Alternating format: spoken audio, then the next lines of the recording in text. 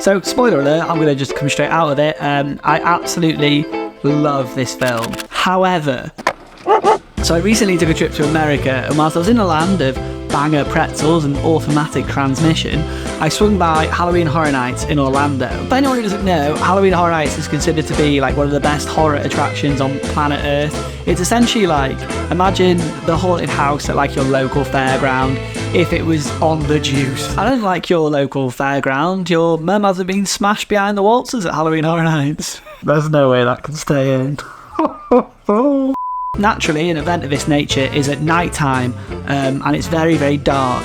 It opens at like 6 o'clock in the evening, so like you can get away with like Cine Still 800T or something similar till about like 9:30, 10 o'clock. But then once it gets dark, it gets like real dark. It would be a horror event.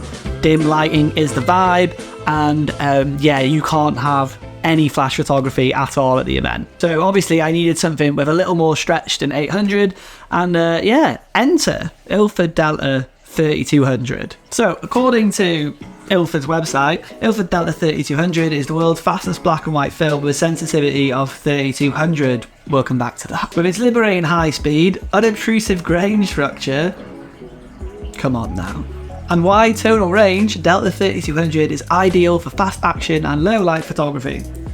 So with that in mind, let's take a look at some photos. These are straight from the email I received containing the scans from the lab, so they're about as close to sort of straight out of camera as possible. So spoiler alert, I'm going to just come straight out of it. I absolutely love this film. I'm a big old fan of grain, and I just love the feel and look of these. Now I can appreciate that not everyone would be into that look, but I do think that they are wrong, and they should hand in their film photography license and their service issue fedora, but sadly it isn't up to me. For real though, I can't stress how dark this was. Like where these photos were taken, like it was super dark. So the fact that there are like any photos at all, like handheld, is wizardry. And speaking of wizardry, here are some photos from the Diagon Alley Harry Potter part of the theme park. It was super dark again because they had all the Death Eaters out and stuff like that to add to the spooky vibes.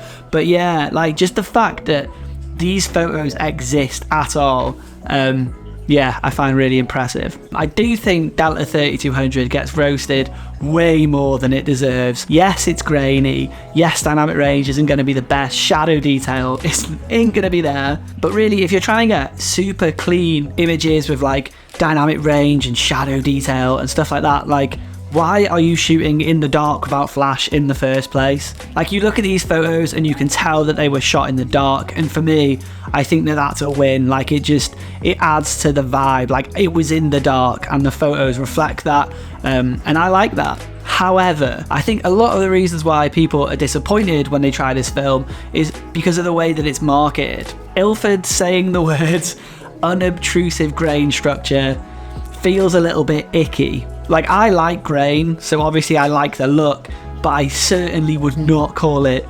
unobtrusive. And the other thing that people sort of take issue with when they talk about Delta 3200 is that a lot of people say that it's actually 1000 ISO film that's being pushed to 3200. Really, I don't care either way. Like one of the cameras that I have is a point and shoot that I really love using, but it doesn't give you the option to push up all film at all. So the fact that I can put this roll of film into that camera and the DX code tells the camera it's 3200 is a massive win for me. It also means you don't have to faff around with developing times and stuff like that with the lab if you send it off to be developed by a lab, because obviously pushing and pulling and stuff can affect the amount of time it takes for your scans to come back. It can also cost more money too. Oh, stretch. We're doing a big stretch now.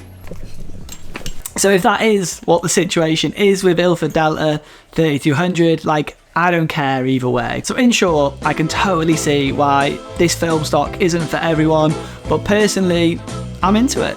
So if you enjoyed this video, make sure you like it and consider subscribing to the channel for more stuff like this. I've got a bunch more film photography videos coming up from this trip. So yeah, I shot like a whole bunch of stuff, like some portraits, cine still, loads of black and white stuff. So yeah, I've got loads of stuff to get into, and yeah, if you want to check any of that out, then stick around and hopefully I will catch you in the next one.